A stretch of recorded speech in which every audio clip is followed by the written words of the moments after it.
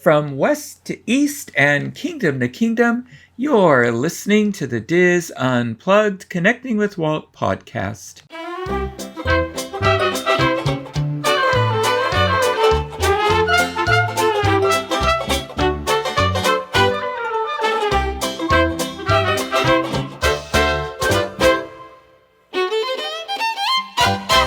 Connecting with Walt is brought to you by Dreams Unlimited Travel, experts at helping you plan the perfect Disney vacation. Visit them on the web at dreamsunlimitedtravel.com. Hello and welcome to episode 156 of the Diz Unplugged Connecting with Walt podcast. I am your host and Diz historian, Michael Bowling, and I am joined by my co-host, producer, good friend, and CNN correspondent, Craig Williams. Craig, how are you today? I didn't earn the last part of your title there, but I'm doing just dandy. How are you, Michael? I'm doing well. Okay, you got to tell us, how did you get on CNN this past week? Yeah, the room that everyone's become so familiar with on YouTube is now made it onto the big time. But really, it just comes down to we have a friend that we have made through CNN. Her name's Natasha. I can't remember if she listens to Connecting with Walt, so she might, but it was part of her story, and we've just gotten to know her so well that with everything that's been happening recently with the parks reopening and then also with Florida spiking in COVID cases, that kind of screwed up their plans to come down and cover it firsthand. So they were having to rely a lot on people who were actually going to the parks. So she knew that I was going to be going to everything as much as I could and try to hit every single one of the parks, especially with Magic Kingdom and the annual pass previews. So when she knew that I went, then she was hoping that I could share my experience, and luckily I had a decent experience, so I wasn't sharing anything too scary or bad compared to what could have been said. But yeah, so it just it's you never know who you meet doing what we do. I mean, we meet the most interesting people who start off as just listeners, and then eventually we get the chance to meet, and then it's, it just find everyone does different weird things in this world as jobs, and you never know where that's going to take you with it. So yeah, it's got the chance to do that, and a lot of people have said a lot of kind words. So you did a very good job. Yeah, I'm hoping to meet someone in this world who can get me into Pixar, so I can see what goes on there. So you never know.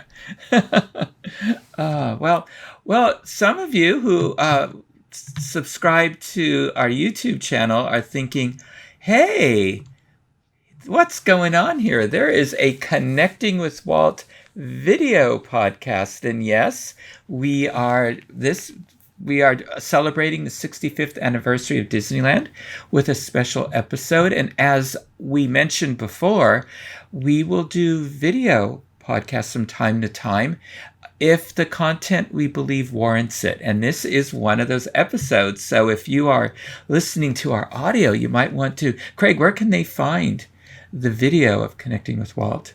The video of Connecting with Walt, of course, is at youtube.com/disunplugged, and then it will we have a Connecting with Walt playlist that you can find in our playlist subsections from way back in the day when we used to post the audio version of the shows as just the Connecting with Walt logo and nothing else, but just a way for people who like listening to audio podcasts on YouTube. It was an option. So there's a whole bunch of those still in there. I think episodes 1 through 20, and then bounces to now when we've been messing around with video from time to time. But you can find it there, or of course, hopefully, if you're listening to this right now, it's still very recent. So if you go to our most recent uploads, you should still be able to find it. But if not, just scroll back a little bit, find the playlist with Connecting with Walt, and you'll be able to see it. Yeah. So this is fun for us. Speaking of the 65th anniversary of Disneyland, I bought 65th anniversary merchandise with, I don't know, 70,000 other people. I got into that queue. Was it yesterday? I think it was yesterday. 2 days ago. It seemed like, oh, that's right, because I was off work that day and had no idea I'd spend most of my day doing it. But yeah, so I logged on. And the weird thing is, I logged on with my iPad like I don't know, 3 or 4 hours before it was supposed to go live, and with my laptop, like I don't know, 15, 20 minutes before it was supposed to go live. And when it went live, I was about, I don't know, I don't remember what it was, a little over, there were only a little over 2,000 people in front of me. And then on my iPad, which had been in queue first, it was, I don't know, almost 7,000 people ahead of me, something like that. So I don't quite know what was going on there, how it works. And for me, it seemed to go very smoothly. The only thing was, I bought stuff. I was buying merchandise for someone else as well. And so I got what I wanted, but then I realized I forgot the pins that he wanted and I wanted. And I couldn't get annual pass holder pins because this is the one thing where I feel ripped off by Disney, because they allowed the clock to run on our annual passes, even though the park wasn't open, and at least here at Disneyland. And so my annual pass expired in April. So that sort of ticked me off because I felt this should have just, been a hold on it and all that. But so anyway, so it didn't count, but I got my 10% discount from using my Disney Visa. But I realized, oh no, I forgot the pins, and it wouldn't allow you, once you were on the checkout page, it didn't allow you to go back and add merchandise. And yeah, at least I couldn't figure out the way. So I checked out and thought, well, I still have my iPad. And so then I went through and I finally, I would say on my laptop, it was 12 noon when I got through. So a couple hours wait. So it wasn't too bad. And then on my iPad, it was probably 3:30 in the afternoon when I got in. And I did the pins, and then I thought, okay, I don't know which pin is which. So I clicked on the link to see the photos of them, and it took me out of the system. I couldn't get back in. And so I gave up. And then my friend that I was buying the items for, he had gotten into the queue. So by the time, and he was way back in line, by the time he got in, at least the pins were still available. So he was able to get the pins. So it was quite a circus. But I heard there were people until really late at night still in the queue. And by that time, most things are sold out. So at that point, I just wait for the 75th anniversary. Hopefully we're back in the parks, and it's a little bit more meaningful of an anniversary as well, too. So yeah. And then, of course, they all start showing up on eBay. I don't know why Disney allows 10 as the limit for items, because who needs 10 of something? Yeah, that's what I'm confused about, because the question about Disney cracking down on eBayers is starting to come back up again, and it just doesn't make a sense. It doesn't make a lot of sense, because they could squash it originally right from the start by limiting items to 1 or 2 per person. And, yeah. But they let it be, and then you start hearing, well, they're gonna start pulling annual passes, and they're gonna start making it harder for them to actually get this stuff. But they're not.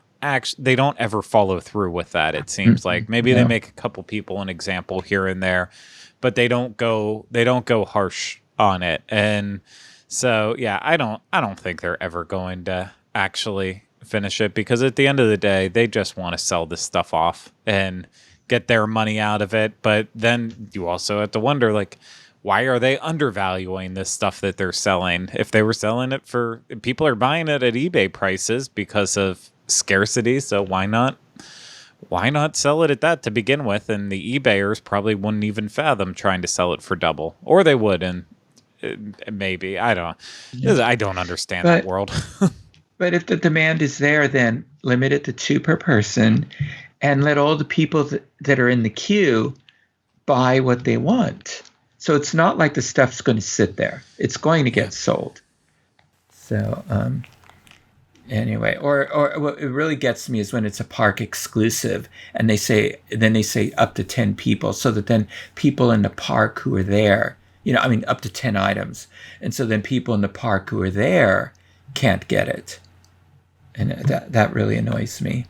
Anyway, speaking of merchandise, though, I was watching the videos you did and Denny and all that of going into the Magic Kingdom and Animal Kingdom, and I realized, I need to get my Diz face masks, because they have filters in them, which I really like. So I ordered an It's a Small World mask, that style. I really like that. And then I found out there's a Connecting with Walt mask with our logo on it. And I was so excited, so I bought one of those.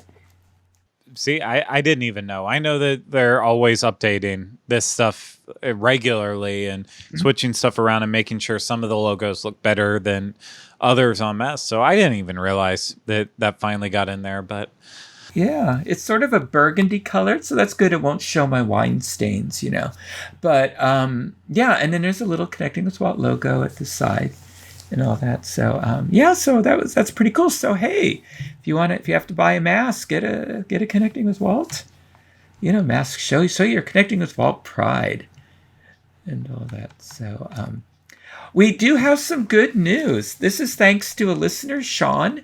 He had heard our story about the reason why we discontinued and pulled Story Time with Michael, and he had the idea of going to Project Gutenberg, and where we don't have to worry about copyright issues because these are stories in public domain.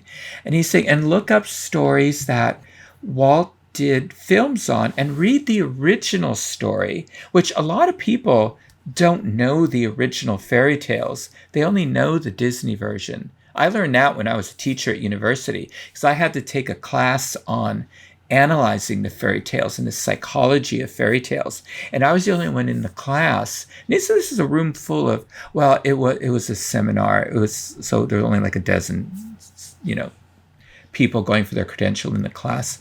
And there were, I was the only one that had read the stories. And that shocked me. And this was in the 70s when, people were still reading books. And I was stunned. And, and we thought, what a great idea. So we went on there and I looked, and I have all the stories because I read the fairy books. And one of them, the book that was on Project Gutenberg, I had in my library because my godmother gave it to me when I was 9 years old. That's Andrew Lang's little blue book of fairy tales. And there are a lot of fairy tales in there that became Disney films. But I told Craig my concern was, people might not want to sit there. There's not a lot of illustrations with these stories. And I told Craig, people might not want me to sit there and just watch me read the book and then tell how Walt transform these into the films. That's what Sean's idea was. I could then tell what Walt did to make them Disney films. And we thought that was a brilliant idea. But then, Craig, you came up with a good idea of how we could have images that wouldn't be subject to copyright issues. You want to share that with our audience? Absolutely, yeah. So one of the ideas that we been toying around with that we feel like might be the best is a user submitted system where if you are an artist out there that you want to share your artwork and you want to draw some art for these stories, of course, we would be more than happy to feature you with it. And it's going to be obviously on video, so it will be out there so everyone can see. Of course, you will get full credit of that it being your artwork and being that, and it'll be on display. And more than happy to make sure we can push anyone out there to your Etsy stores or wherever you might sell artwork, so that way you can you can, make sure that if someone really likes your style and falls in love with it because of the stories and wants to have some of your original pieces, we'll make sure that's also an option for you as well too. So yeah, we know there's a lot of creative people out there who watch all of our Diz shows and listen to Connecting with Walt, and there's a lot of people who have, I don't want to say it in this way, but they've had a lot of free time over the past couple of months, and a lot of people out there are still going to have a lot of free time over the summer as things are still in this fluctuating state. So if you can even help us with it, then you'll get your artwork out there in the world, and who knows where it'll go from there. So the world's all of our oysters, I believe is the saying. I don't remember. Yeah. So what I wanted to do was share the stories that I'm considering. And so we'll start with whatever story we first get artwork for will be the first story to launch. This rebirth of Storytime with Michael. So the ones that were in the Andrew Lang book, the Little Blue Book of Fairy Tales, is The Sleeping Beauty in the Wood, Cinderella or the Little Glass Slipper, Hansel and Gretel, Snow White and Rose Red. And I think that Disney's considering making a live action of that and including the Rose Red section, part of the story is what I've heard. Yeah. The Little Brave Tailor. And so those are that's the first group. So if there's any here that catch your eye, these are available on Project Gutenberg. You can download the books, by the way, or listen to them in audio. So if you think, I would really love to do the artwork for Snow White and Rose Red, you can listen to the book or download it from Project Gutenberg to get an idea for maybe what scenes you'd like to illustrate, what you think are the best ones to illustrate. And then, Craig, how can they get the artwork to us? The easiest way is, kind of work through that with email. So and figure out the easiest way to actually share that and talk about things like dimensions and such. But the easiest way is making sure that you email both myself and Michael. So it's michael@wdwinfo.com, and as well for me, craig@wdwinfo.com. And if you have trouble getting in touch with either of us through email, can't do it, of course, at the end of this show, we share our personal social medias. And then anytime you want, you can always reach out to @ConnectingWalt on Twitter and send over a message to. And one way or another, we'll be able to get in touch and talk more about it. Yeah, but I think this is an exciting way that you can be a part of the show and a part of the video portion of the show, and highlight your talent and your artwork.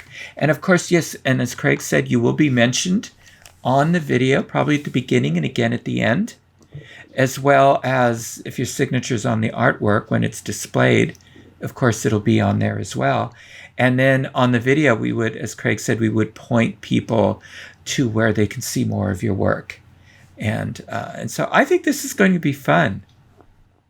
So I'm looking forward to it. Looking forward to seeing what stories people choose to illustrate and what we get. So anyway, it's going to be good. Just a reminder, for speaking of future episodes and things, we are going to be doing a series on the Man in Space series. It's currently on Disney Plus, so you'll check it out. It's Man in Space, and then Mars and Beyond are the two of the episodes in that series that's aired. We're going to talk about all of them in that series, but I know a lot of you like to, if we're talking about content that's available for viewing, Disney content, a lot of you like to watch it in advance so that you have a deeper understanding of what we're talking about. So you want to watch those two because it'll be coming up in a few weeks. And I saw I was very excited to see it. Last week I was talking about the virtual talks that the Walt Disney Family Museum is doing. That in the Don Hahn talk, he mentioned he had just signed the agreement with Disney Plus to show his documentary on Howard Ashman. And I saw today it is going to debut on August 7th on Disney Plus.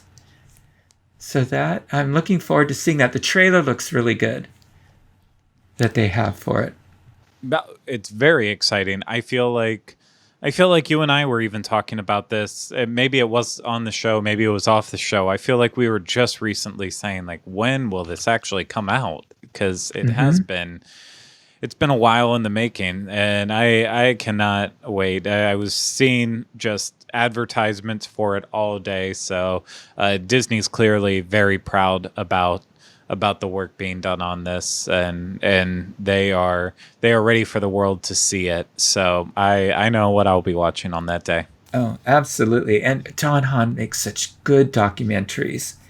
I know this is going to be excellent. So I'm looking forward to it.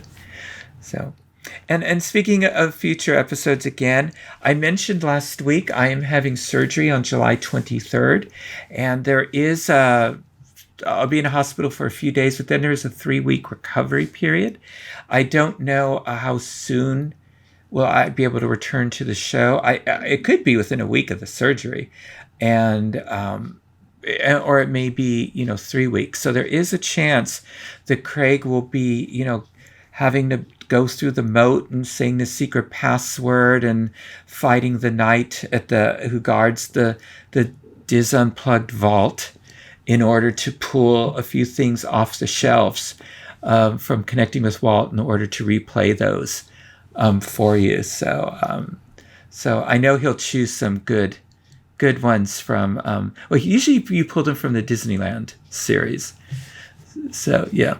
So I'm sure we still have a lot to pull from your Disneyland at 60 series. So I think we got like 4 or 5 episodes from the end for the last time that you were down from the count for a little bit. But so still lots of good stuff. I mean, I think we have like 20 more episodes that we could pull. Oh my gosh. Like, not just from the Disneyland one, but just, even the stuff that Michael has done on some of the films and other. There was a lot of good Michael content that was on the Disneyland Edition feed, which you can, of course, always go over and find anytime. Even though the show no longer exists, it's still always available to download. And then if you want to do that, or just wait till it comes to our feed, because eventually it'll all be over here anyways. Yeah, sooner or later.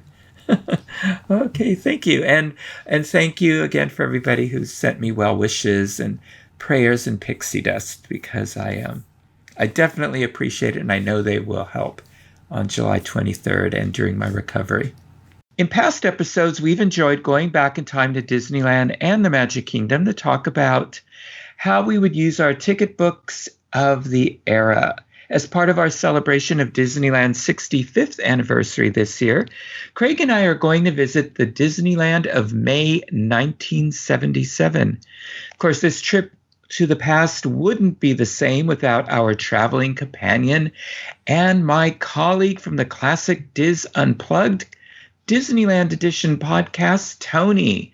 And so, Tony, welcome back to Connecting with Walt. I'm excited. So now you were telling us. I know I was really talkative there. I just said I'm excited, but I am. I'm just so excited. That's I don't want to give away why I'm excited about this trip to Disneyland for us. Oh, okay. Well, I know you said this was the year that it was your first trip. Yes, so that is why I'm excited. So when I saw the year, and I have pictures somewhere, my family wasn't a big Disney family, but they had moved from Michigan out to California. I was born in 73. I think it might have been 76 or 77. Like, it was very close. And then I remember going to Disneyland that young. There's a picture. So I could have actually been at Disneyland in 77, at the worst case scenario, 78. So okay. I'm going to re-experience this as a 4-year-old. Excellent. Excellent. Well, and of course, we have said in the past that we would use video. We would do a video podcast when we felt, the content supported it. And that's what we're doing. We thought, we'll bring you into our discussion of our visit to Disneyland of May 1977. So in episode 130, we traveled back to the Disneyland of 1966. And, well, a lot has happened in 10 years. In December of 1966 at 9:35 a.m. on December 15th, Walt Disney passes away of cancer. He had been recovering from surgery a month earlier to remove one of his lungs. His brother Roy takes charge of the Disney Entertainment Empire. In January of 1967, Pirates of the Caribbean premieres. Tomorrowland opened 6 new attractions, including the Carousel of Progress, Flight to the Moon, and a redesigned rocket jets. The first daily operating people mover system in the United States also begins its operation.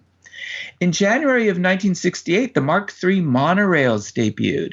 And on January 21st, Pirates of the Caribbean to the World of Tomorrow aired on television.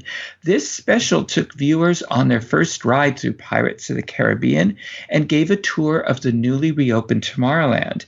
And it featured lots of behind-the-scenes footage of the construction of both.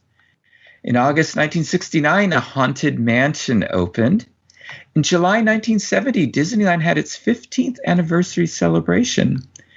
And in August of 1970, hippies protesting the Vietnam War invade the park on August 6th. Now, some parades down Main Street, USA, and they speak of liberating Minnie Mouse. Others take over Fort Wilderness on Tom Sawyer's Island, yank down the 15-star American flag, and raise a Viet Cong flag in its place. The protest escalates when the park is ordered closed at 7 p.m. and 30,000 guests are escorted out. Trash cans are set on fire and rocks and debris are thrown at police, blocking the main gate. And police make 23 arrests. December 1970 at 11:45 p.m. on December 20th, Roy Disney passes away from a cerebral hemorrhage at the age of 78. In January 1972, the Main Street Electrical Parade, which uses 500,000 twinkling lights, winds its way through the park for the first time. Bear Country becomes the park's 7th theme land. Attractions include Davy Crockett's Explorer Canoes, the Indian Trading Post, and a Country Bear Jamboree.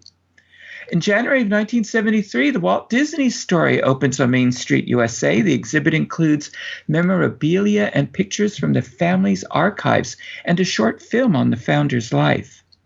In January of 1974, America Sings, a review of the nation's musical history, premieres in Tomorrowland's rotating Carousel Theater. And in January 1975, Mission to Mars, an updated version of Flight to the Moon, opens, and America on Parade, honoring the nation's bicentennial premieres. And in December 1976, the Gorillas Camp is added to the Jungle Cruise attraction. In January 1977, Space Mountain opens after 2 years of construction. The $20 million attraction costs more than Walt Disney spent to build the entire park in 1955. Now, if you want to hear more stories about all of these events, check out my series, 60 Years of Disneyland, from our classic Disneyland Edition podcast. And a link to those episodes is in our show notes. So a little about what was going on in Disneyland in 1977. Disneyland's annual park attendance was 10.9 million guests. The park was open approximately 312 days. The average number of daily guests was 34,936 people. That sounds like a half-empty park today. This was an increase in ticket sales from the previous year. There were 58 attractions, exhibits, and arcades open in 1977. And the People Mover in Tomorrowland gets a super speed tunnel added to its route. The Mine Train Through Nature's Wonderland is closed to make way for a new attraction, and the park is still closed on Mondays and Tuesdays during the off-season. So let's fill up our family car for 65 cents a gallon and head over to Disneyland. After paying the 50-cent parking fee, we'll ride a tram over to one of the outer ticket booths. Ticket books in the summer of 1977 cost between $5.50 and $7.50, depending on age and how many tickets you wanted. And this included the price of admission. So, Craig, do you want to tell us a little more about the ticket books and what we'll be using today to get into the park? Absolutely. So, Disneyland ticket books are still the most common way for guests to enjoy the Magic Kingdom. Both the Big 11 and Jumbo 15 ticket books include admission to Disneyland and a selection of rides and attractions using A, B, C, D, and E coupons. Members of the Magic Kingdom Club and their families can purchase an all-inclusive Magic Kingdom Club passport, which includes unlimited use of all attractions and is worn as a tag attached to guests' shirts or blouses. I'd want that. An adult passport in 1977 cost $7.50. Now, I remember those. I remember wearing those. They gave you a tiny little gold safety pin. I had one. My dad worked for the VA, so that must have been how we got it. That one trip. I remember that vividly. That was part of our benefits when I was a teacher, was the Magic Kingdom Club. Yeah, I was so excited. That was the best part of being a teacher. I remember once, not to get all deep and Dr. Phil with everybody, but I don't have there's certain memories that I hold and I remember. And I remember, I hope this is right, and you will correct me if I've made this up. So please. But I think we were eating in the Blue Bayou. Was that there at that time or whatever the rest? Okay, good. So far I'm not making this up. And my parents let us go on, they stayed eating and let us go on Pirates on our own. And I remember that little tag. Like, I remember that, can we go on it again? And we could. And I vividly remember that little card. I'm showing the cameras, but where you'd have it on your shirt. Yeah, we felt so important. Yes. Little did we know what was to come in the future. Yes. And I wasn't born, so there was that. 10 years later, I'd come along. But for this, tonight, Michael has generously provided us with the Big 11 ticket book, not the passport, so unfortunately. But we're going to use the Big 11 ticket book from his collection, and it includes admission to the park and a selection of attractions. Now, we have a 1A coupon, 1B coupon, 2 Cs, 3 Ds, and 4 Es. So going over the list of the attractions we're going to be playing with today. For the A coupon, that's good for one attraction again. At Main Street, we have the Fire Engine, horse-drawn streetcars, horseless carriages, Main Street Cinema, and the Omnibus. And back in Fantasyland, we have either King Arthur Carousel or Sleeping Beauty's Castle. The B coupon, again, good for one attraction. We have in Fantasyland, Alice in Wonderland, the Casey Jr. Circus Train, Fantasyland Theater, the Motorboat Cruise, and in Frontierland, the Shooting Gallery. Then at Adventureland, we have the Big Game Shooting Gallery and Swiss Family Treehouse. The C coupon, in Tomorrowland, we have Adventure Through Inner Space, Autopia, and Mission to Mars. In Fantasyland, we have Autopia, Dumbo Flying Elephants, Mad Tea Party, Mr. Toad's Wild Ride, Peter Pan's Flight, Snow White's Adventures. Scary? Snow White's Scary Adventures or Snow White's Adventures? That's how it appeared on the ticket book. It said Snow White's Adventures, and then in parentheses it said Scary. Yeah. And I added the question mark at the end. So just for that. And then in Frontierland, the Mike Fink Keelboats. And for the D coupons, we have 3 attractions in the D category. We have the Disneyland Railroad trains through Grand Canyon and Primeval World, America Sings, Disneyland Railroads through, Main Street was Disneyland Railroad, obviously. Tomorrowland, we have America Sings, the Disneyland Railroad again, People Mover, Rocket Jets, and Skyway to Fantasyland. In Fantasyland, we have the Skyway to Tomorrowland, the Storybook Land Canal Boat. In Frontierland, the Mark Twain Steamboat, rafts to Tom Sawyer Island, and sailing ship Columbia. In New Orleans Square, we have the Disneyland Railroad once again. And in Bear Country, we have Davy Crockett's Explorer Canoes. And for our e-coupon, 4 choices, of course. Tomorrowland, we have the monorail to the Disneyland Hotel and return.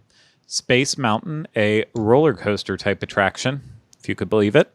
And then Submarine Voyage. In Fantasyland, Matterhorn bobsleds, and It's a Small World. In Bear Country, we have the Country Bear Jamboree.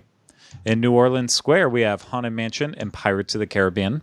In Adventureland, we have Jungle Cruise and the Enchanted Tiki Room. So that is everything we are playing with today. So, do we want to get started? Yeah. Okay. Craig, I'm going to let you sort of lead us through the park here, like you have in the past. Well, we are starting with the A coupon, and of course we each get 1 attraction, and since Tony is the guest, I feel like he has to be the one to start this off. So, Tony, what are you taking with your A coupon? So remember, today's trip is me reliving as best I can from memory what I would have gone on when I was 4, or what my mother and I would have gone on, where my dad and them went on scarier rides, whatever that means, right? And so as a 3 to 5-year-old, I don't remember much about fire engines, but I know that I would have been really excited as a little kid to see a bus with a second story on top of it. Mm-hmm. So I'm going to pick the omnibus, just for the whimsy of a second story for a 4-year-old, that I get to go upstairs and sit outside or at least the windows and stuff, and drive down the street. So that's what I'm going to pick. You get a wonderful view of Main Street too. Mm-hmm. Yeah, it's especially if we were there at Halloween, you get to see all the pumpkins on the second floor. Mm-hmm. Yeah, my granddaughter loves riding up there because you get to see everything. So what I love about it being 77 and me trying to relive is, again, not I'm gonna get all touchy-feely, but that's what makes Disneyland great, because I was excited to look at this through my eyes as a 4-year-old, mm-hmm. and how exciting the omnibus was when, as an adult, I might ignore it. Good choice. Thank you. Do you want to go, Michael? Sure. For me, it's tough because every time I go to Disneyland, I've decided I'm going to ride a different Main Street vehicle when I go. And so this was tough for me. But I decided I'm going to go into Sleeping Beauty Castle because this is a different iteration. When we traveled before, when it was 10 years prior, they still had the Ivan Earl, the dioramas up. By this time, I believe the Ivan Earl dioramas had been replaced, and they are now looking more like the dioramas they have in the windows of the Emporium. And back in the day, the Emporium windows changed every year to promote whatever Disney film was coming out. It isn't like today where they're there for 10 years or something. And so I want to go and see now these dioramas from Sleeping Beauty Castle. Very, very good choice. So I wish I could be joining you, but I think I'm going for a spin on the carousel. So I know it doesn't really go anywhere, and you kind of end up right back along where you start out at. But it's a good choice. I feel like 77 horses are probably a big thing. I know they were in the 80s. Still, people liked horses, and eventually that morphed into My Little Pony. So I feel like I'd get into the horse culture of the late 70s that I don't know whether or not it exists. But I have no idea. But you're riding the carousel members in a different location too, because it was this is old Fantasyland. Mm-hmm. So it's pushed back a little, and then Dumbo's right on the other side of it. Yep. So good views mm-hmm. of the area, but that's our A choices. So for our B choices, again, we have 1 coupon, and I'm going to let Michael kick this one off. Okay. Gosh, this is so hard too. What's curious is that in Fantasyland, this is the only dark ride attraction with a B coupon is Alice in Wonderland. And I love Alice in Wonderland. I loved the old version. This is one attraction that I think was vastly improved in its last upgrade. But this still has the upside down room, and I think I rode it the last time too. And so I'm going to ride it again because I've always enjoyed this attraction.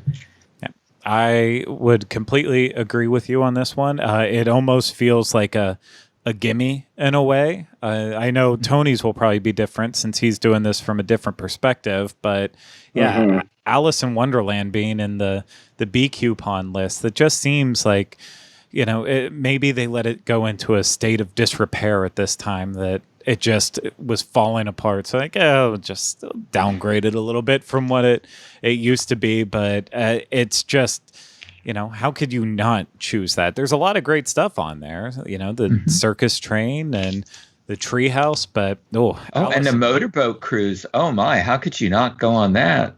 Where else in the world could you go on motorboats other than Disneyland? You just couldn't. So I totally get that. But yeah, it's for me, it had to be Alice. But what about you, Tony? Well, I'm trying to jog my memory, and I swear we went on the motorboat cruise, and as a 4-year-old, I would have died to go on that thing. And I'm thinking, as a 4-year-old boy, back in the 70s, I wouldn't have liked Alice because she was a girl. It's late 70s, so I apologize that I know we don't do that anymore, but as a 4-year-old, and my parents didn't show me a lot of the movies, so it's funny that I got onto a podcast because I kind of learned everything later. But so I don't know if they had the same connection with the movie, so I think motorboat cruise, because that would have been neat. And then I'm thinking we came from Michigan, so this seems like a California-ish thing to do. And of course, I'm a little kid, so I want to drive everything. So definitely the motorboat cruise. And when I was looking up at pictures of it, it made me sad that it's no longer there. Yeah, it was very popular. It was basically a Topia on the water. So I almost chose Swiss Family Treehouse because I love the film. I still do. And I thought the treehouse was just amazing. And I don't care for the Tarzan redress, but it did save the treehouse. So I have to be happy about that. But that's why I like, when I go to the Magic Kingdom, I go on the treehouse, because of that. As do I. I love the Swiss Family Treehouse. That was highlighted as a possible second choice. Yeah, me too. Love that. Yeah. Yeah, Craig, I thought you'd go for the shooting gallery because you always go for a shooting gallery. I do enjoy a good shooting gallery, but again, it comes down to Alice being at a B ticket. I mean, if Alice was mixed in here with the C coupon, it would have been really tough. But I'm playing my age in this as of right now, but back in 1977, and I'm going to take the time where I can get off my feet, even if it's just for 2.5 minutes. I'm going to relax a little bit and take off a load, and I'll go fire real guns somewhere else. I'm not sure. I don't know about gun laws back in 1977. I didn't do that kind of research. I don't know. For this. I have no idea. Yeah. I contacted my brother. Well, he hasn't responded to text. So his wife, and I said, do you remember how old you were when we went to Disneyland? Because if he's older, he's 6 years older than me, he would vouch for this. And he said he thinks 9 or 10. He was born in 68. So yes, 77. I'm like, okay. I'm here. This is all. I'm just corroborating my memory to make sure I wasn't imagining this beautiful childhood experience that I just saw on TV somewhere. So yeah, it would be years later you'd be arrested at the park. Exactly. We'll get to that year someday. Yes, exactly. Okay, let's move on to the C coupon, and we get 2 in the C category, and I'm going to go ahead and kick it off, and I'm going to choose Mission to Mars. So as of right now, it's been a couple of years since we've been to Disneyland, and I haven't seen it yet. And even though the excitement of all those times that we went to the moon has worn off, we still have Mars to look forward to one day, and there's still a lot of excitement built out around that. So between the fact that I want to go to Mars and the fact that it's still a newish attraction that I'm excited to experience, I'm gonna take Mission to Mars for my first choice. So, Tony, what for you?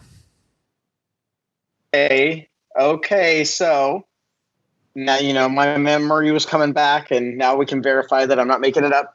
And I went on Adventure Through Inner Space. I remember that vividly with my mom. Now I need to go see a psychoanalyst because I don't remember anything with my father, and he was there. He must have done all the fun stuff with my brother, and my mom and I did all the things He held the camera.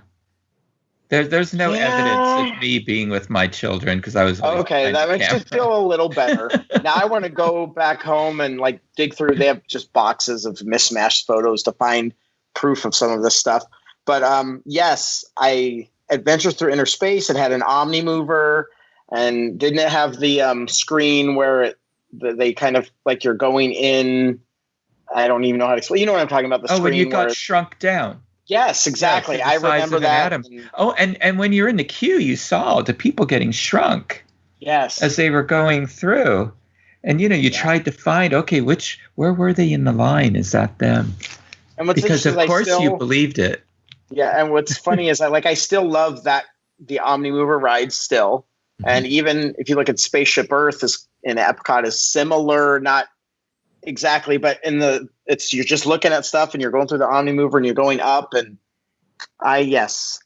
adventure through inner space.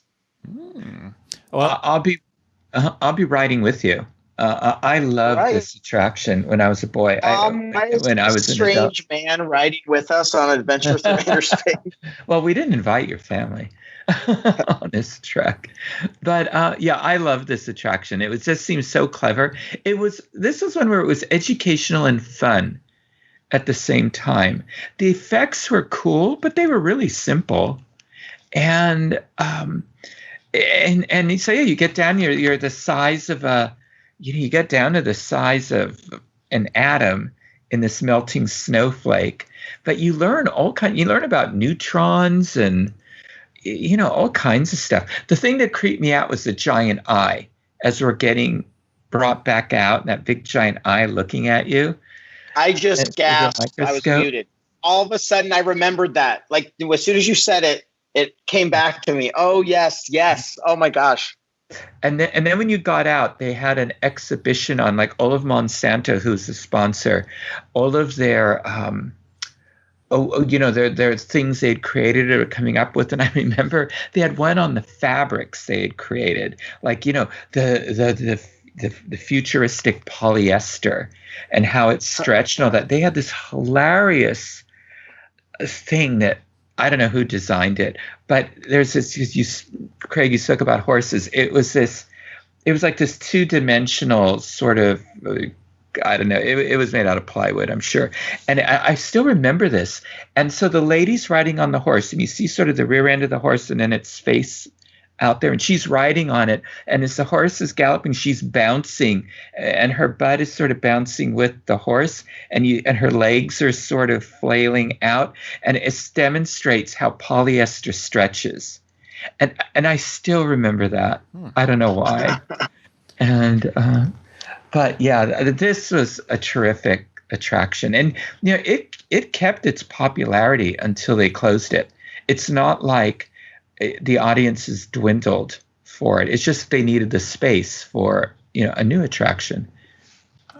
Well, and I am joining on this as well too. So it is another chance to get off the feet for a while, more than a lot of the other choices here in the C coupon category. But then also too, it's as a person in 2020 right now that looks back at the history of Disneyland, this is one of those that we talk about so many times on this, plus Mine Train, that for me now, these are the ones that hurt.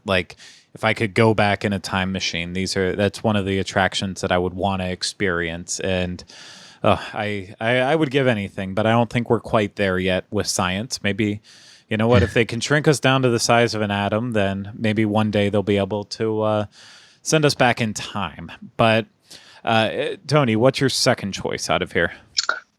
4-year-old Tony is going on Dumbo because that's the epitome of the right age for that ride.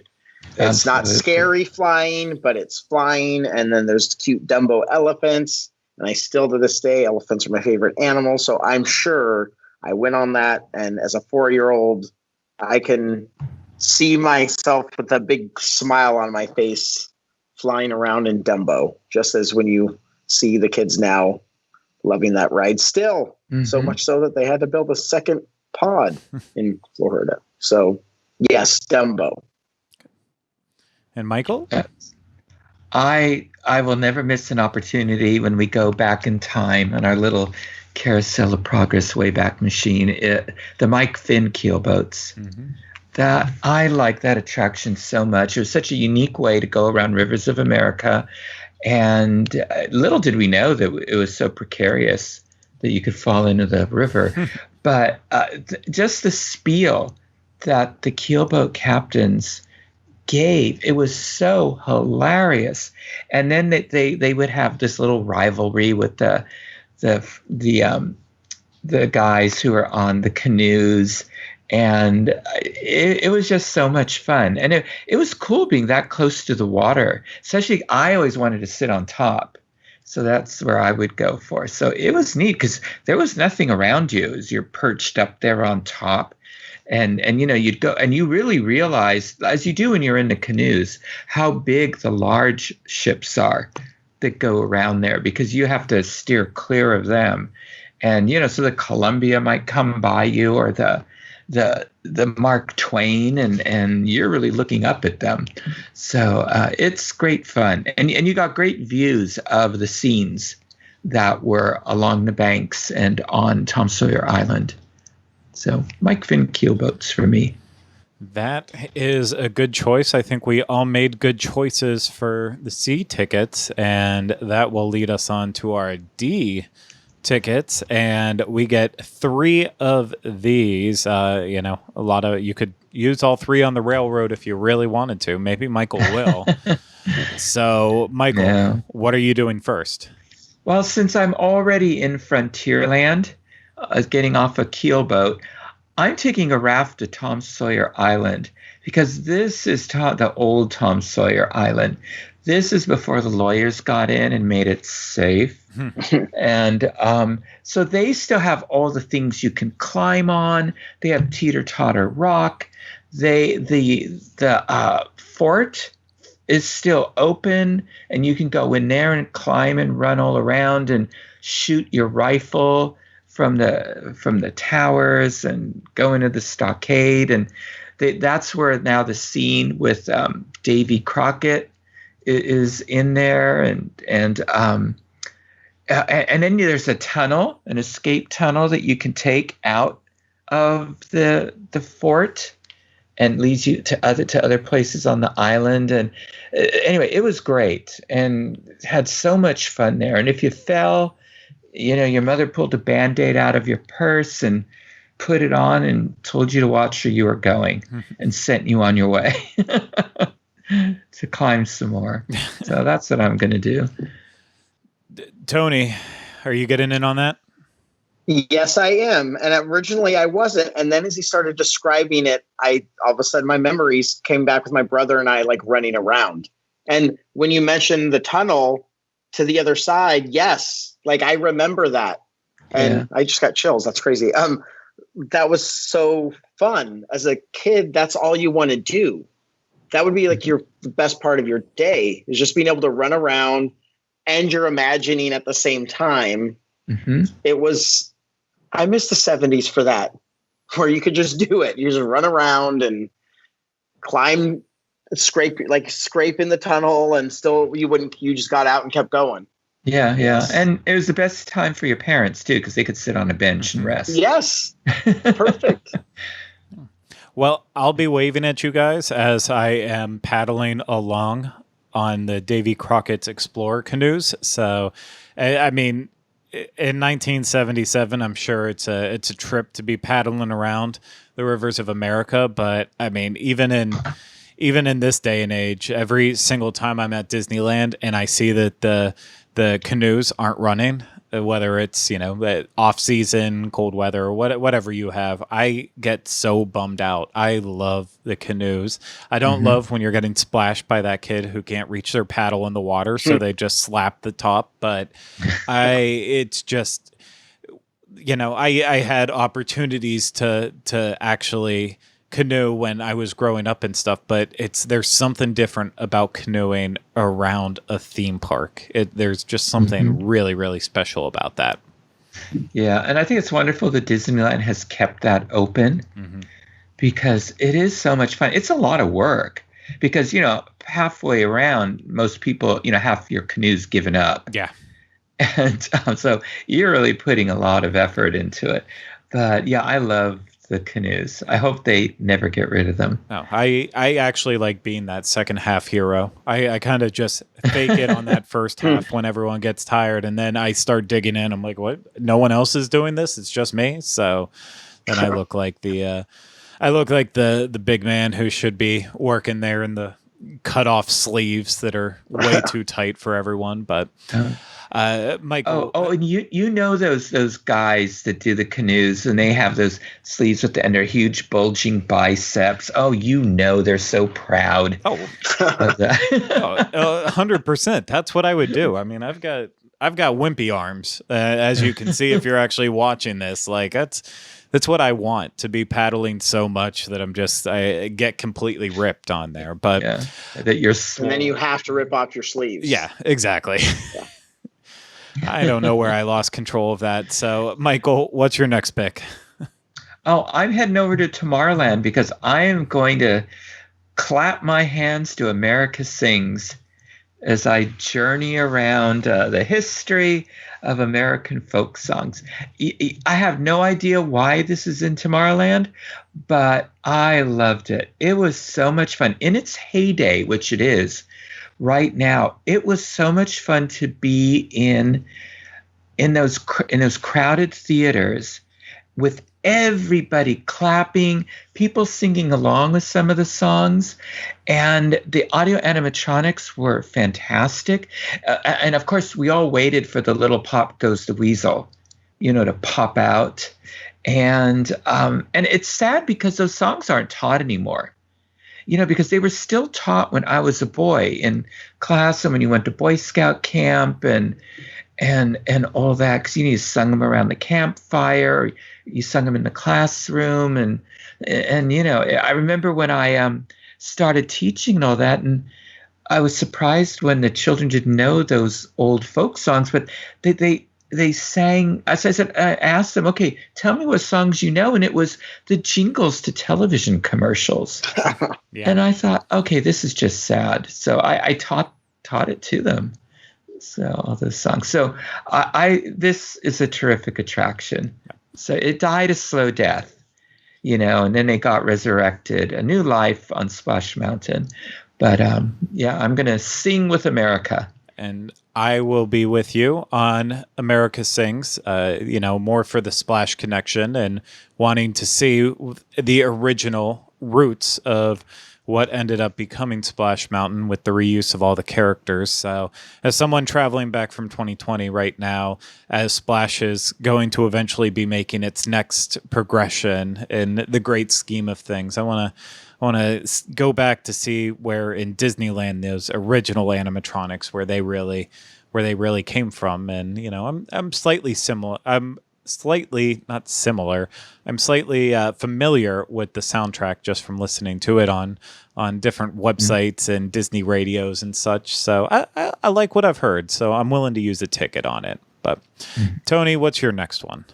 I will be with you guys because I'm going to look at it from a different perspective.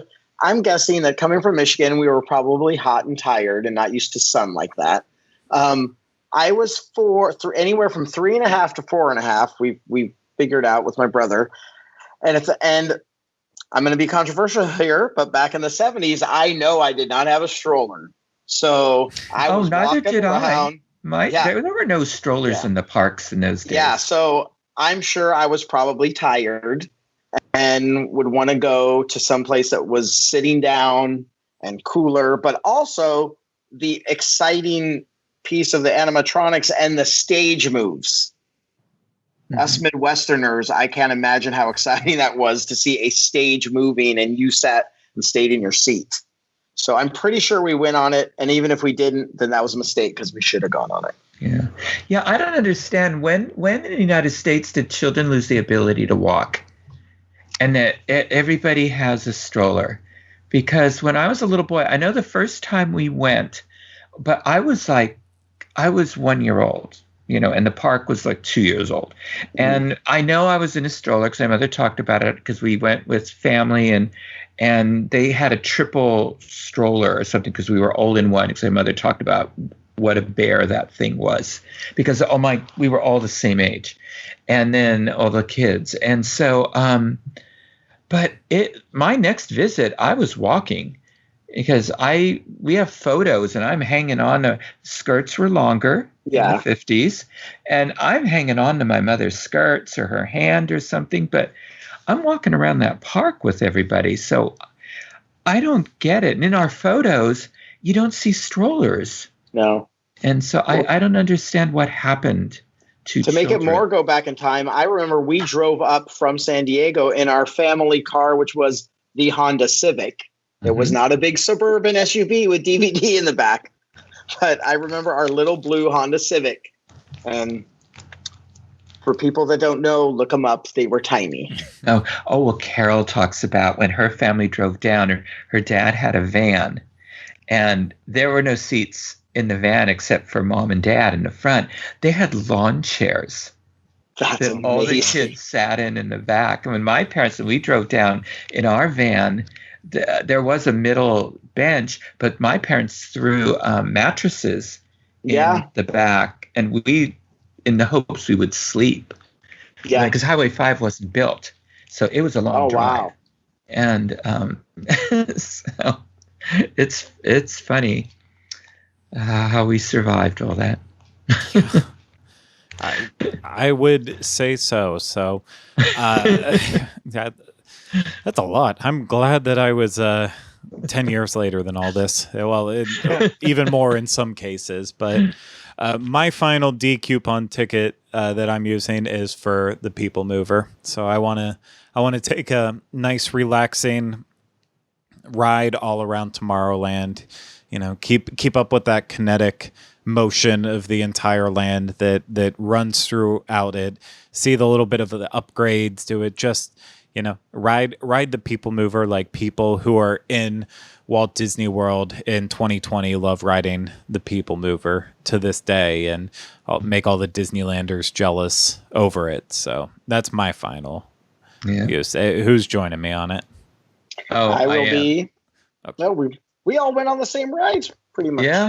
Yeah, we're all going on the People Mover. Oh yeah, how can you not?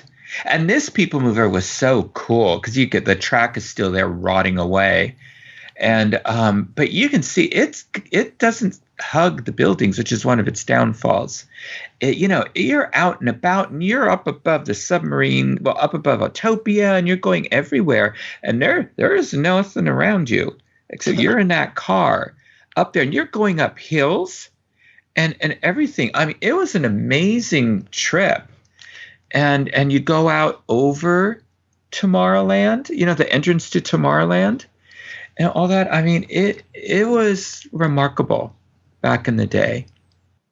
And unfortunately, and then the idea that this was what the future was going to be. They're going to be everywhere. And it just seems like even still, and I'm going back to now being at Disney World and going on it, but a good bang for your buck. Like the line is never, I don't remember what it was in 77. Well, probably wasn't like it was now, but you get on and you get a decently long ride and there's different things to see and just there's so much to it. There's depth to it.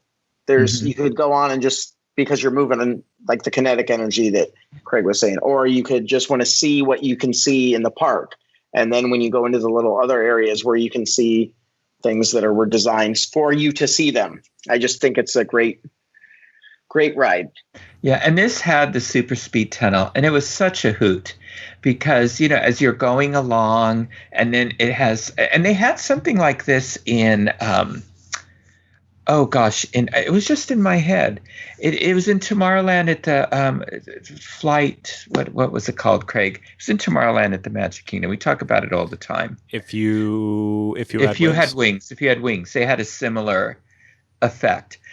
Where as you're going through this tunnel, and then coming at you were fast cars and I think motorboats and all with hard cuts and all this stuff. So you felt like you were just going at an amazing speed when you're just chugging along. Yeah.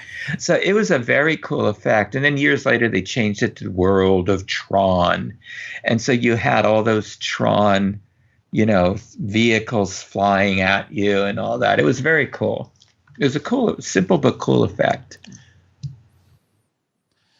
Well, all very good choices for our D coupons, and now we are hitting the big boys, the e-tickets, and we have 4 of those. But I mean, we could easily upgrade to that passport, so that way we could do everything on this list as much as we want. But I'm going to go ahead and kick off the e-coupon as well, too. And I'll go with, I think, is an obvious for maybe even Michael, too, but an obvious for many people. And that's Space Mountain, that roller coaster type attraction. It doesn't have dust on it yet. It's new. It's exciting. It's fast. It's in space, or seemingly is in space. And what else could you want to do? And you know what? I might be getting old, but I can still handle a couple thrill rides a day. And I think I was saving up my energy for Space Mountain in particular. So I'm going on Space Mountain.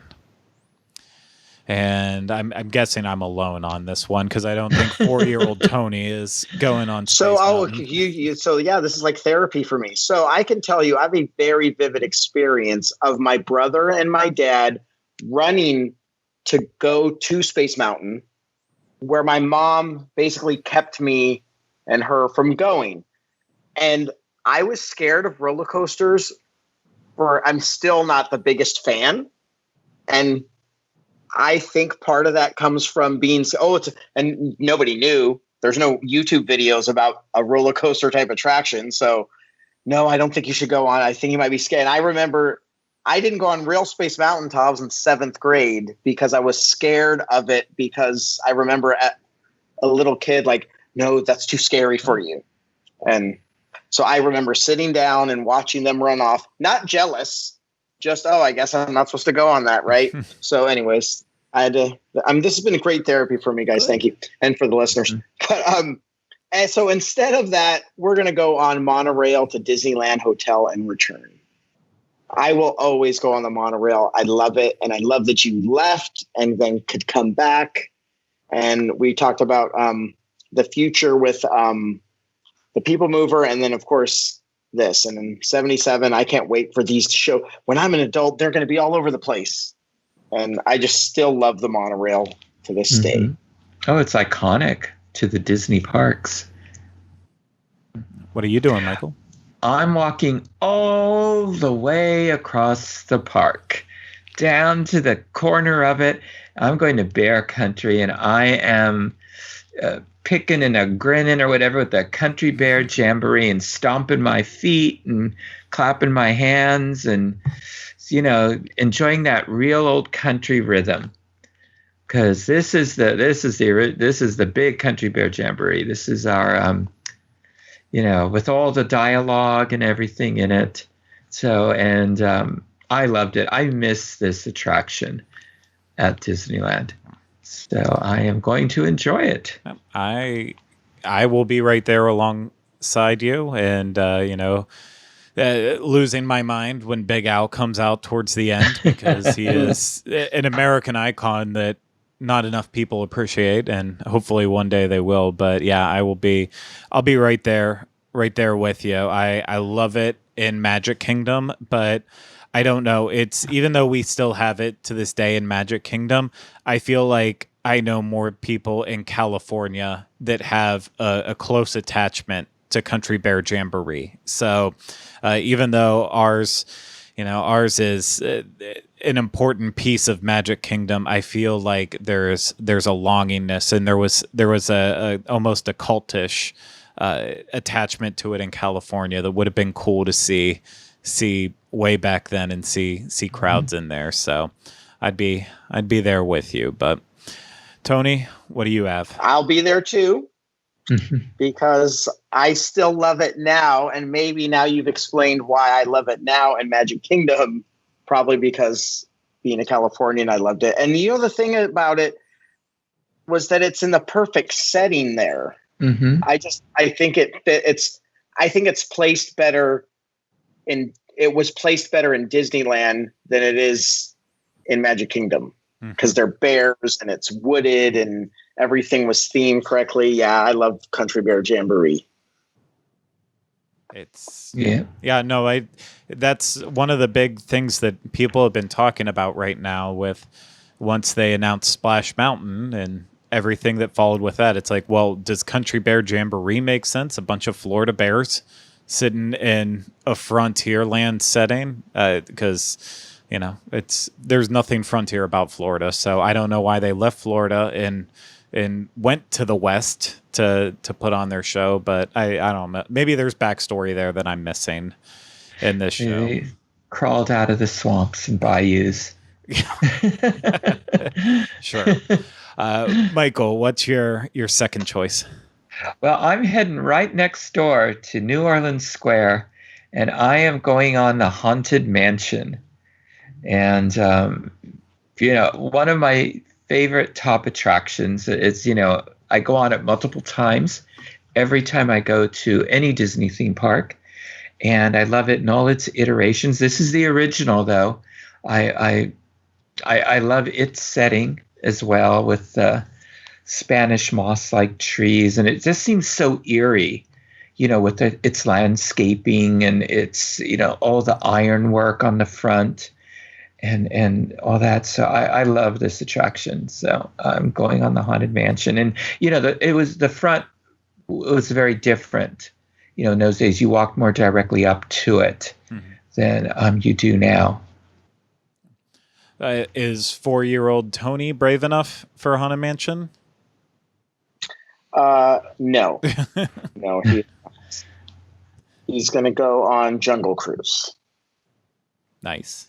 Because it's got everything you need. It's got animals. 4-year-olds love animals. It's a boat, which is exciting.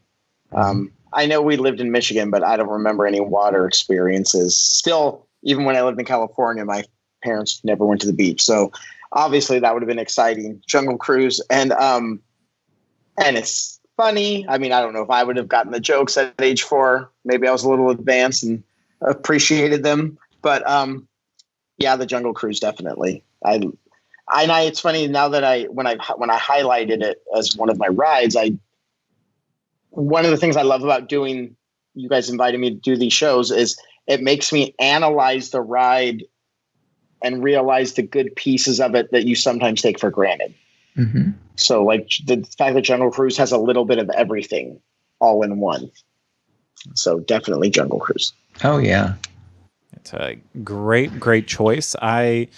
Unfortunately for me, I didn't get enough singing in Country Bear Jamboree, so I'm going to stay in Adventureland, close to Tony, but just a little bit down the way, so I can sing with a bunch of birds in the Enchanted Tiki Room and just absorb that attraction, and wish that I had a chance to experience the full original show in all its glory, with Offenbach and everything that consisted of that. So, but yeah, I need to, my entire day has been spent around, besides the canoes, of sitting for as long as points that I can, and so I feel like Enchanted Tiki Room would continue that trend of being able to just plant it and enjoy, and in this case also sing. So that's my choice on there. Michael, what about you?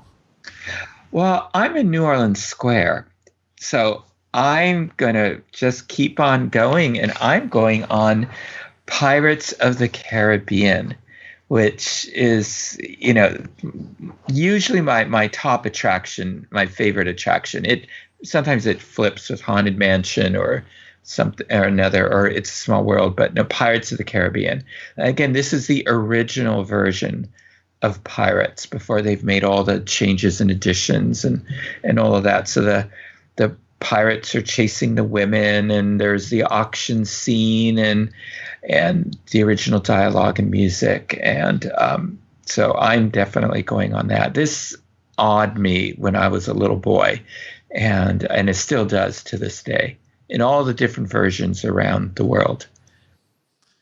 It's a good choice, I'll just say, even though we haven't finished Tony's third choice, I'm also there with you on Pirates of the Caribbean. So, and for all the reasons that you said it, minus the fact that, I've never been on 1977, but I do like the pre-changes that I knew before, even like Jack Sparrow, that is just all just normal to people nowadays, which I will never get over, that they think Jack Sparrow is normal and was always there. It's just wild. But Tony, your third choice. Well, I appreciate that you're valuing the fact that I have a Magic Kingdom Club passport and I can go on as many rides as I want. But I have done 3. I did the Monorail, Country Bear Jamboree, and Jungle Cruise. Oh, so I'm ready. That's right. Sorry, you're 4th. Yeah.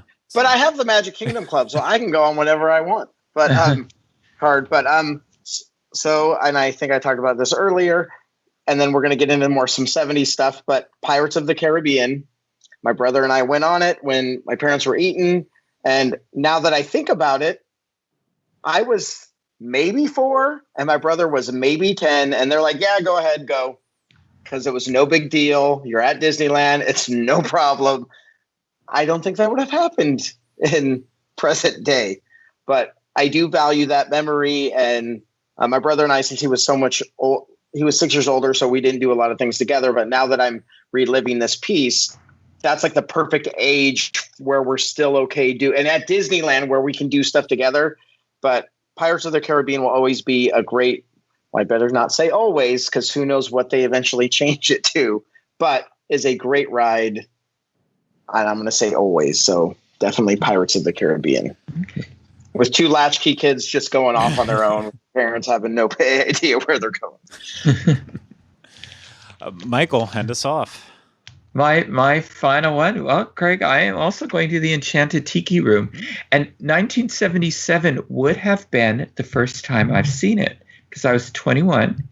And I never got to go into this when I was younger because my aunts, when they needed a break from all of us and they left us with, the men folk, they would say, oh, we're going to go into the Enchanted Tiki Room. And I said once, well, I want to go too. And they said, oh, no, it's for adults only. And in my head, I thought we had a tiki bar in our neighborhood where I was growing up, and it was called Trader Sam's. And I could see some of the same decorations on the outside of the Enchanted Tiki Room. So I assumed it was a bar. So the first time I went with a friend in college, I was 21, we went to Disneyland, and I told him, oh, let's go in here. I've been wanting to go in here. And I was shocked. I thought that it was a show and all that. So, I thoroughly enjoyed it. And so this is one of I never miss attractions when I go to Disneyland. It's hilarious. I like that we had the sentimental from Tony, and then you tell us one of the funniest stories I've ever heard about it. That's the greatest. I know. Like, so what's going on in there? It's so adult. I can't wait to see. Yeah. Oh, well, that was a lot of fun. Did everybody do their 4th? Yep. I believe we did. That is great. Well, this is our salute to 65 happy and magical years of Disneyland. The sad thing is that Disneyland is not open for its 65th anniversary. So hopefully when they do open, it'll be in their 65th year so that they can do their usual 19-month celebration or whatever, 24-month celebration of it. So, but, and then we'll look forward to the 70th. So hopefully we'll all still be here for that. But now it's time. We looked back on Disneyland. Now it's time to look back on what happened this week in Disney history.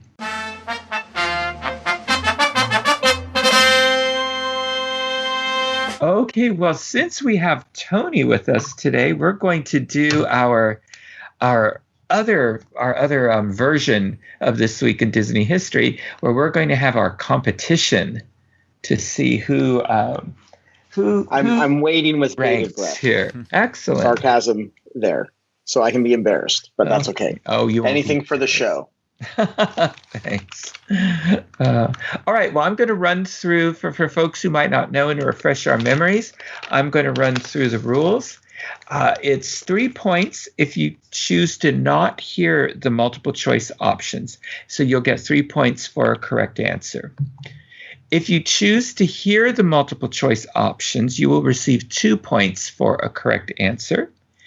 If you ask me to remove an incorrect option, you will receive 1 point for a correct answer. If you correctly answer the question after your opponent answers the question incorrectly, you will receive 1 point.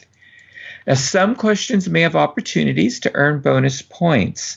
You can earn 1 point for each bonus question answered correctly. In the event of a tie, there will be a tiebreaker question.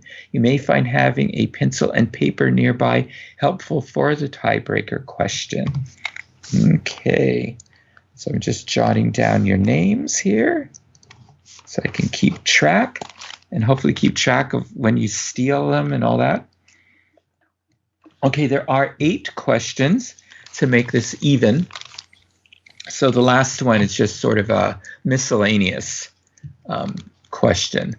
Okay, so Tony, since you're our guest, I give you the option of either choosing to receive the first question or passing it on to Craig. I'm going to pass. Okay. I need to get my feet under me. Okay, so Craig, this is for July 12th. Walt Disney's live-action film Treasure Island, starring Robert Newton in the role of Long John Silver and based on the book by Robert Louis Stevenson, is released in the United States and the United Kingdom on July 12th, 1950. What short was also released on this day? I will take multiple choice, please. Okay. Was it A, True Life Adventure Beaver Valley or In Beaver Valley? B, The Brave Little Tailor, which was a re-release? C, Pests of the West starring Pluto? Or D, True Life Adventure Nature's Half Acre? Are there 2 True Life Adventures? There are 2 True Life Adventures on this list, yes. Okay, well, that makes it tougher for me because the one that jumped out at me was the first one, and I guess I lost track that there was a second one at the bottom. So I'm going to still stick with that first one and go with the very first one, the True Life Adventures Nature Valley, or whatever it was called. Beaver Valley? Beaver Valley. Yeah, you combined both of them there. Yeah. Okay, you are correct. Oh, I got so lucky. True Life Adventure Beaver Valley, and it's about a 2-year-old beaver who sets forth into the wide world to establish a home with a young widow beaver and her baby. And it will win the Academy Award for Best 2-Reel Short Subject. Very good. So that's a point for you, Tony. Just got lucky. Yeah. Yep. Okay. So July 20th, this is for you, Tony. This Disneyland attraction debuted on July 20th, 1955. It has the distinction of being the first permanent attraction to close. What is the name of this attraction? Permanent attraction to close. As listeners are going, we know this one. I will take multiple choice. Okay, is it A, Space Station X, B, Monsanto Hall of Chemistry, C, Tomorrowland Boats, or D, Rocket to the Moon? Oh man. Okay. I'm 90% sure it's not Rocket to the Moon. Monsanto had so much stuff, like, because I remember, I think the House of Tomorrow. So can you repeat? Is it Space Station X and what was the other? It's The third one. It was A, Space Station X, B, Monsanto Hall of Chemistry, and C, Tomorrowland Boats.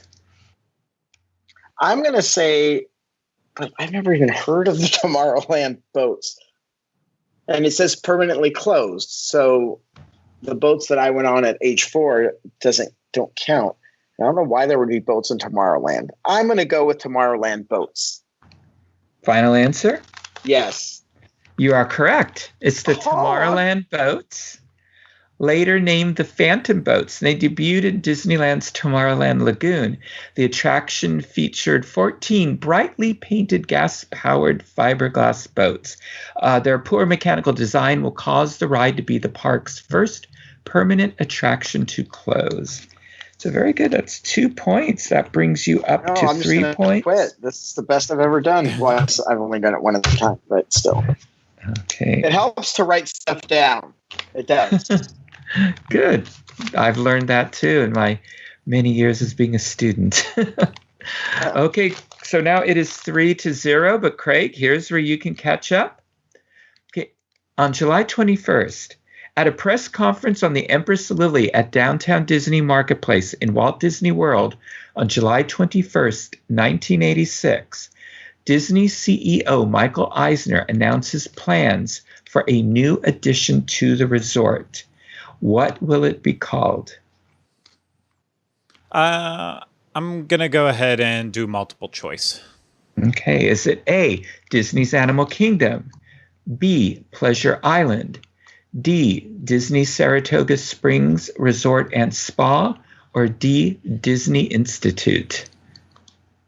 That's tough. I think just based on the year and the location, I'm gonna say Pleasure Island. Final answer? Yeah. You are correct. It is Pleasure Island. Construction will begin on Pleasure Island in August and officially open in May 1989. So excellent. So Craig, you're catching up. You have 2 points to Tony's 3. Okay. Tony, back to you for July 22nd. Floyd Gottfredson, the man who gave Mickey Mouse his comic strip personality, passed away at his Southern California home at age 81 on July 22nd, 1986. He was hired in December 1929 to take over drawing the 4-month-old comic strip. Who scripted and drew the comic strip for the first 4 months? Go ahead and multiple choice me. Okay, was it A, Carl Banks, who later created the Donald Duck comic strip? B, Les Clark, one of the original animators of the Mickey Mouse cartoons? C, Roy Williams, an animator who would go on to be the big musketeer in the Mickey Mouse Club? Or D, Walt Disney and Ub Iwerks, the creators of Mickey Mouse and Steamboat Willie? I'm just going to go with Walt Disney and Iwerks. You are correct. It was Walt Disney and Ub Iwerks, but they did not have the time for doing the comic strip. So they hired Floyd Gottfredson. All right. Very good. Okay. Okay, so Tony, you are up to 5. Craig, over to you, 2 points, but you can still easily catch up. Okay, this is July 23rd. It is reported on July 23rd, 2003, that for the first time, Walt Disney theme parks and attractions will run national TV ads about a single attraction. What attraction will this new campaign be about?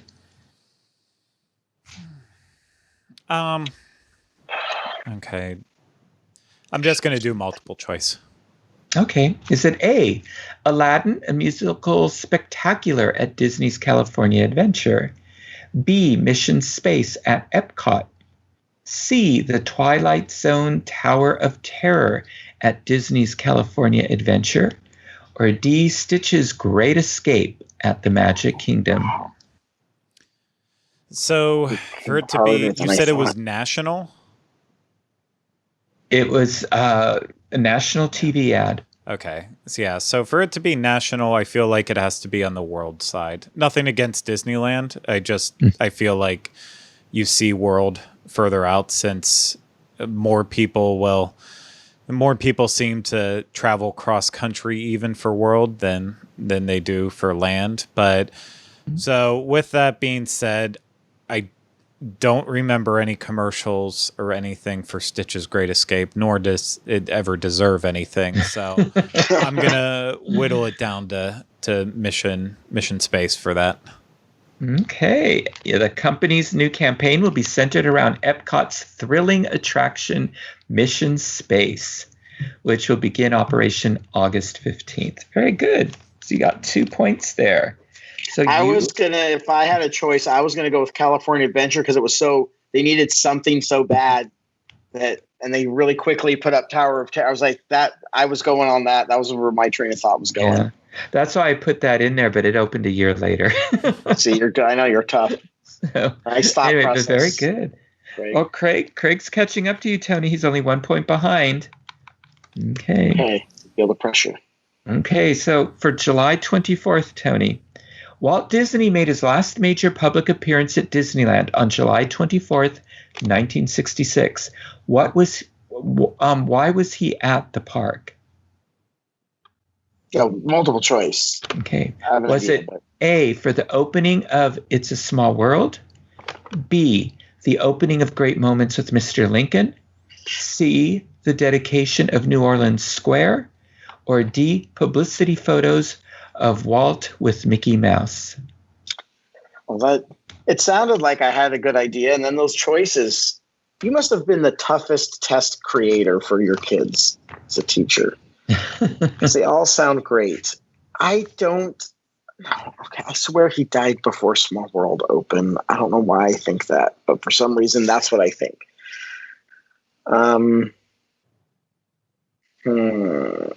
Let's go Great Moments with Mr. Lincoln. Final answer. It's wrong, probably, okay. But that's what I'm going to go with. You're correct. It's wrong. Oh, you got me. All right. Craig, over to you. Was Walt's last major public appearance at Disneyland for the opening of It's a Small World, the dedication of New Orleans Square, or to take publicity photos with Mickey Mouse?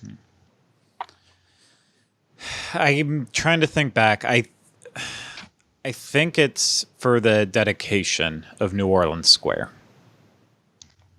You are absolutely correct. Yeah, the New Orleans answer. Square area opens at Disneyland, California, with a ceremony presided over by Walt Disney and the real mayor of New Orleans, Victor Shiro. The 3-acre site, the first new themed land added to Disneyland. After its 1955 opening, it cost $18 million to build. New Orleans Square is the only land at the Magic Kingdom to debut without a single attraction. Oh. Although filled with shops and restaurants, the Pirates of the Caribbean and Haunted Mansion attractions won't open until 1967 and 1969. And taking part on this day's dedication is the Firehouse 5+2, the Dixieland Jazz Band, led by animator Ward Kimball, and the Disneyland ambassador, Connie Swanson. And sadly, due to his failing health, this will turn out to be Walt's last major public appearance in the park. Okay. So, Craig, that brings you up to tie. Okay. Now with Tony, 5-5. Okay. Hey. And now here's where you can come out ahead for July 25th. The first woman ever hired by Walt Disney Imagineering in a creative rather than an office capacity passed away at age 79 on July 21st, 2008. What is her name? Oh, is this both of us? This is Craig. Oh, Yep. okay.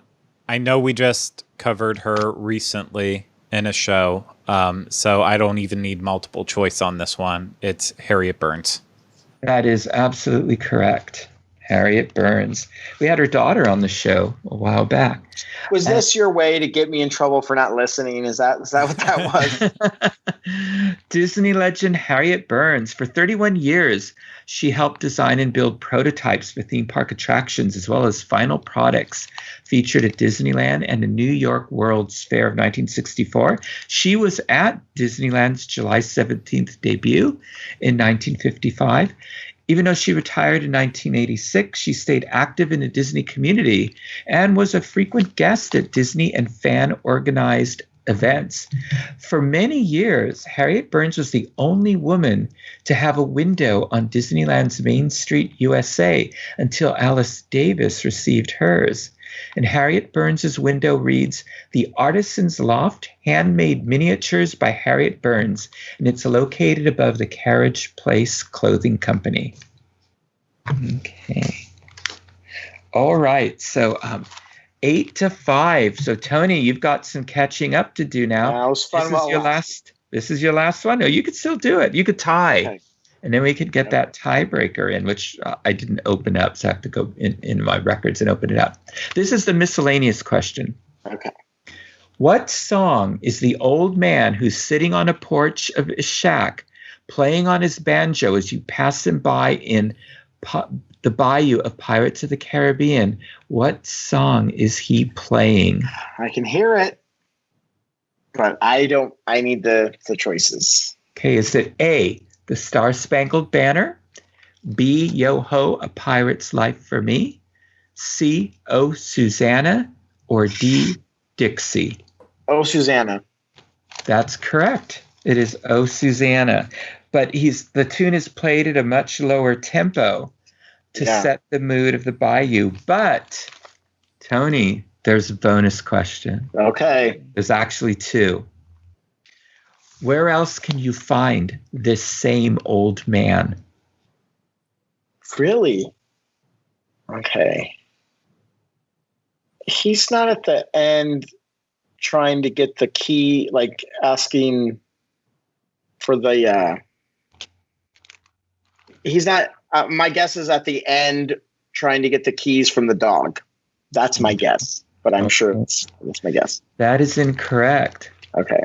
Craig, do you want to try this bonus question? Where else can you find this same old man? I believe I do, because I know this, because I believe I just experienced it the other day, and it is on Our Rivers of America and Walt Disney World and Magic Kingdom off to the left-hand side just past Big Thunder Mountain. And I did not remember him being there, and I passed and I was like, what? He's rocking the same way. And He is. Oh, We talked about this on the show. I think we had Jim Corcus on and we talked about it, right? And he's dressed the same way. Mm-hmm. And he sits in a rocking chair on the porch of his shack holding a pipe. And Craig, there's one more bonus question. And Tony, if he doesn't get it, it'll go over to you. What's the man's name? Give it to Tony. Okay, yeah. Tony. Do you have choices? No. No, you just have to know. I'm going to say Bob, because that's my generic, like I answer. No, but he has his name is Beacon Joe. Would not have gotten wow. That's his name at the Magic Kingdom because there are lights at his shack. Okay. So I could not find out if he has the same name over at Pirates of the Caribbean at Disneyland, but he's known as Beacon Joe in the Rivers of America at the Magic Kingdom. Well, this wasn't too bad. Craig, you have 9, but Tony, you have 7. Yeah, I'm very happy with my performance, so I'm okay. Excellent. Yeah, good job there. Okay. I'm upset that I can't go to Magic Kingdom and look at. I mean, I could finagle it, but I now want to go see Beacon Joe. Yeah. Well, hey, and then it's also what back. makes Disney so great. Mm-hmm. That's exactly it right there. That you got the same guy, and those details. Oh, there is a whole lot of trivia questions like that. That's so interesting. But I might use them so I can't go into it. But anyway, great job.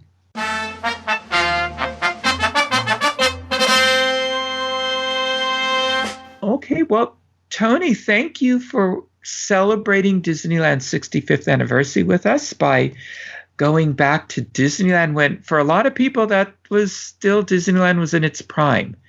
The Space Mountain was opened, the new Tomorrowland, Walt's Tomorrowland, the World of Motion, World on the Move, was still operating. It was before all the renovations and changes. I mean, you really, really felt Walt, in the park. His fingerprints were still all over it because everything they were building was still attractions that were in the planning stages when Walt was alive. Nice. And so it was a great time to visit the park. So thank you for joining us. And thank you for inviting me. As always, I will always do these episodes. I mean, you could just do every episode be, okay, now we're in 1978 January. Now we're in 1978 February. And then I do it all the time. But I appreciate you bringing me back, and I love it. So thank you. Well, I lucked out because I did have these ticket books in my collection. They were a wedding gift from our best man. And it's getting harder and harder now to find, people who write about these ticket books and know, okay, how many, they'll have like the front of a photo of the ticket book, but they don't go in and talk about, how many A tickets, how many B tickets, how many C tickets, all that. So anyway, but there were a couple of websites that were helpful, and that was Jan's World. She has a nice little site on sort of Disneyland history, and then the Disney Dreamer, the Disney timeline, and Craig will have links to those in our show notes. So Tony, is there anything else you want to share with our guests, our audience? Well, sure. I think it's crazy that out of all the times you decide to come ask me to go to Disneyland, I'm going to be moving back out west. So I will be going back to Disneyland whenever it opens again. I'm going to be moving to Northern California and a permanent teaching job. So I'm excited to get back to Disneyland. I will always miss Disney World, but I'll go back as much as I can. But I'm excited to maybe even meet up with some of our old listeners and the crew and everyone and go back to Disneyland. So I'm excited. We were talking before the show. Tony's not going to be far from me. And it's not like he's going to be my next door neighbor. It'll be a bit of a drive, but means we can go to the Walt Disney Family Museum together. So, maybe even go to Disneyland together. I'm excited. We'll have to get the old Disneyland podcast crew back together when the park opens up again. Yes, I need to let some of the other members know. Some of the members know, and I got a couple others I got to let them know, but I will, and I'm excited. Just tell Nancy. Craig, just tell Nancy. If I would have told Nancy first, if I would have told her last week, I'm thinking of getting a job, everybody would have known, and then the principal would have said, "Oh yeah, Nancy contacted me all about you." But the talking about it got me excited to go back to Disneyland. Just of course, and now we can't, but Disneyland versus Magic Kingdom, where I've been for the last 4 or 5 years. So, well, I have plans to go in December. So if the park is open, I'm going. We'll have to talk. Okay. Yes. So, Craig, until next time, how can our listeners connect with you? Of course, you can find me on all of the random shows that I'm on the Diz Unplugged podcast network, but then always on social media, on Facebook, Twitter, and Instagram at Teleclaster. Michael, what about you? You can send me messages at michael@wdwinfo.com. Twitter, I'm at mbowling121. Facebook, I'm Michael Bowling. Instagram, Michael Bowling the Diz. And you can connect with me and Craig on Twitter at Connecting Walt. If you would like to listen to more shows on the history of Walt Disney, his studio, his Imagineers, and Disneyland, check out our Disneyland podcast archives for my Disney history episodes in the link that Craig includes in our show notes or at DizUnplugged.com. And look for past episodes of Connecting with Walt on iTunes, Spotify, Stitcher, Google Play, where you can subscribe to our show and leave some positive reviews and ratings when possible. So thank you for making us a part of your day. And remember, I only hope that we don't lose sight of one thing, that it was all started by a man, Walt Disney, and his brother Roy.